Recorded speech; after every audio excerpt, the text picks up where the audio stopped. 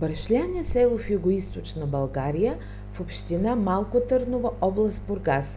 Името на селото до 1934 г. е Сърмашик и е увековечено в химна на Странджа планина, песента "Ясен месец веч изгрява".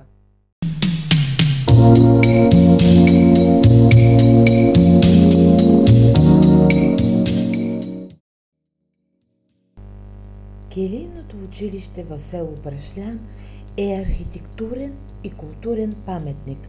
Помещава се в пристройката към храм Свети Димитър.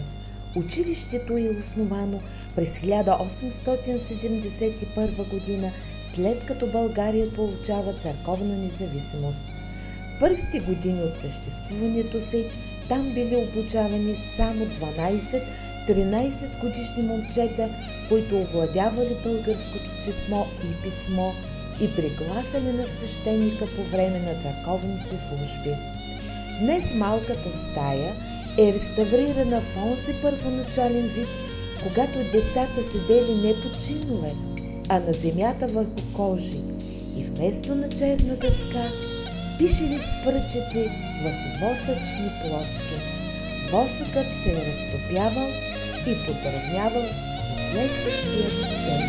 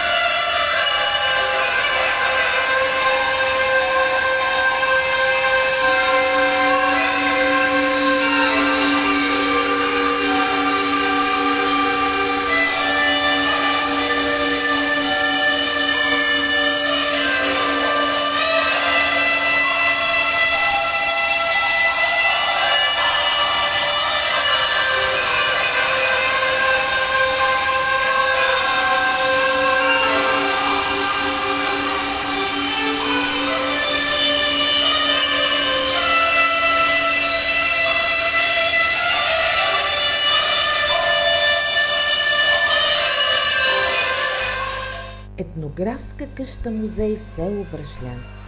150 годишната сграда е запазена в автентичен вид както външно, така и по отношение на вътрешната уредба на помещенията. По своята архитектура представлява възрожденска двоетажна къща с каменно приземие и дървен етаж. Музеят дава представа за особеностите на бита и занаятите в село Брашлян от втората половина на 19 век до първата половина на 20 век. В голямата стая на втория жилищен етаж се намира типичното огнище, изградено от камък към стената баджа. Приземният етаж, дам, в миналото е служил за обор на домашните животни. Днес е превърнат в стая на занаятите, в която всеки посетител може да види автентичен стан и да се опита да тече.